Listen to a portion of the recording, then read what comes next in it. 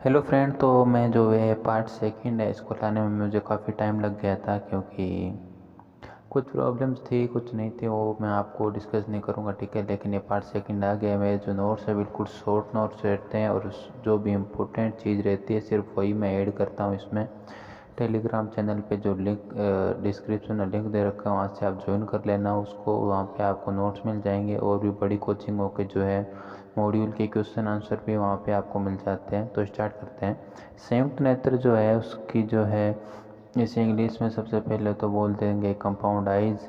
उसकी जो यूनिट है वो ओमेटिडिया रहती है, और ये जो है इनके नंबर भी आगे लिख रखा होगा।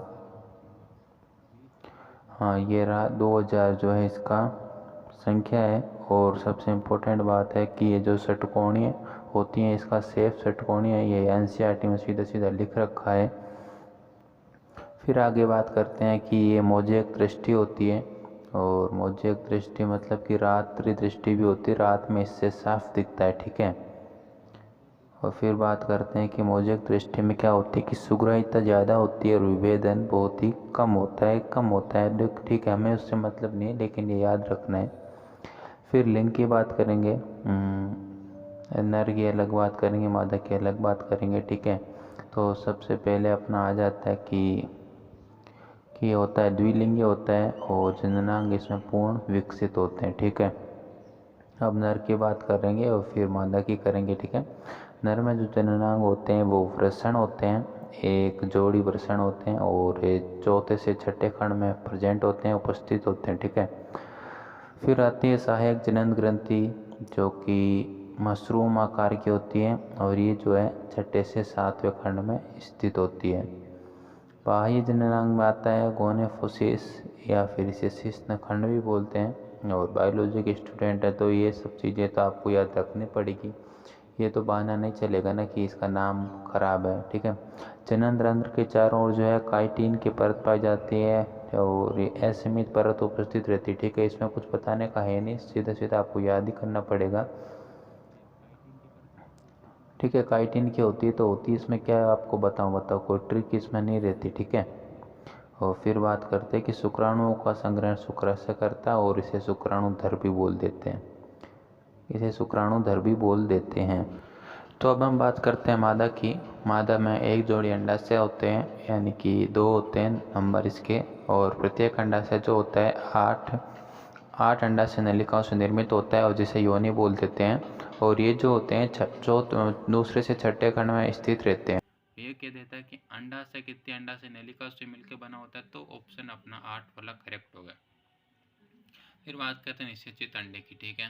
निषेचित अंडा है जो उसके चारों ओर अंड कवच उपस्थित रहता है, अंड कवच उपस्थित रहता है। अब ये अंडे आपने कहाँ पे देते हैं, खुद तो ये रात्रिचर है, और गीली नम इस जगह पर ही कॉकरोच जो है रहते हैं।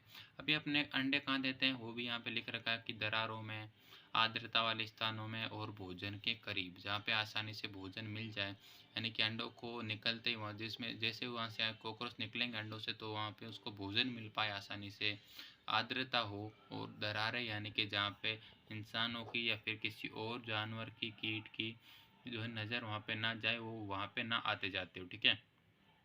और सबसे इम्पोर्टेंट बात है कि यहाँ पे उनको चिपका देते हैं, यानी कि उसको चिपका देते हैं। किसी अगर बर्तन की बात करें, किसी कपड़ों की बात करें, या फिर किसी अलमारी की बात करें कि अलमारी के पीछे ये चिपका देते हैं, ताकि हम उनको यदि हिलाए भी तो ये वहाँ से हटने वाले बिल्कुल भी नहीं हैं।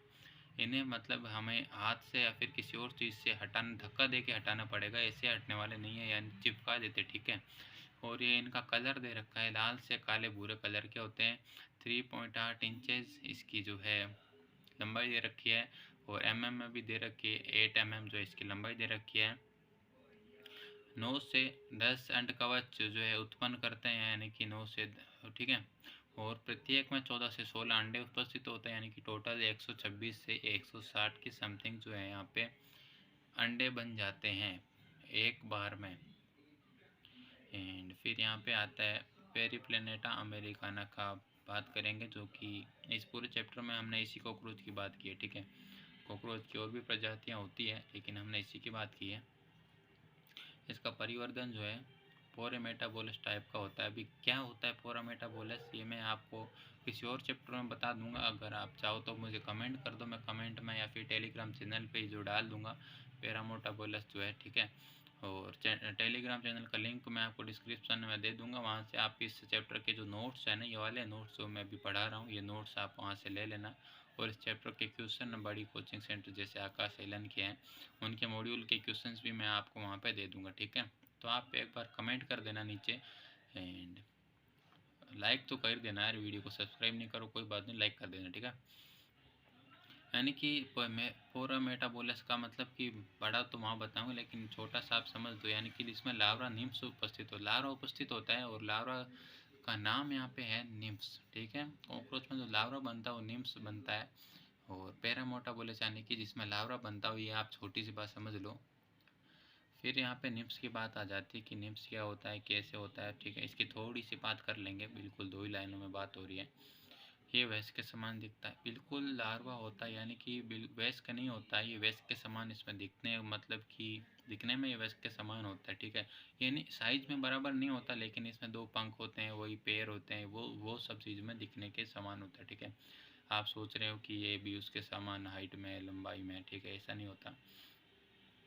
वृद्धि कायांतरण, तेरा निर्मोचन के बाद ही वयस्क बन जाते हैं। इसकी वृद्धि जो है कायांतरण से होती है। कायांतरण मतलब कायांतरण से नहीं होती, कायांतरण कहलाती है, कायांतरण कहलाती है। और 13 निर्मोचन के बाद, निर्मोचन यानी विदलन बोल सकते हो इसको, निर्मोचन के बाद ये वयस्क में बनता है, यानी कि अलग अलग टाइप से इसका विभाजन होगा, अलग अलग टाइप में ये बनेगा बनेगा बनेगा और फिर वयस्क बनेगा।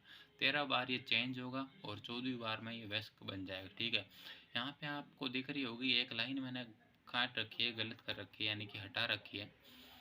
आप बता दूँ, ये एनसीईआरटी हिंदी की जो एनसीईआरटी है उसमें ये लाइन लिख रखी है, ठीक है, और जो कि बिल्कुल ही गलत है। मैंने पहले ऐड कर दी थी, लेकिन फिर मुझे पता चला ये बिल्कुल गलत है, ठीक है। इसकी सही लाइन जो मैंने इंग्लिश की जो एनसीईआरटी से चेक की वो ये थी, क्योंकि इंग्लिश वाली एनसीईआरटी सही है, ठीक है। हिंदी वाली एनसीईआरटी अब मैं कोई मतलब मिस्टेक है तो इंग्लिश वाली में जो लिखा है वही सही रहता है, ठीक है।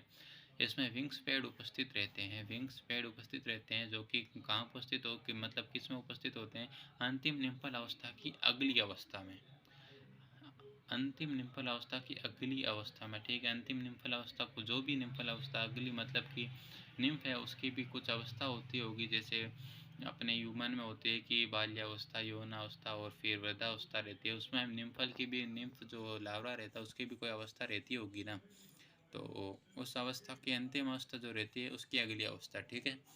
ये अपने जो है इंग्लिश मीडियम में लिख रखा है, लेकिन हिंदी मीडियम में क्या लिख रखा है कि सेकंड लास्ट है।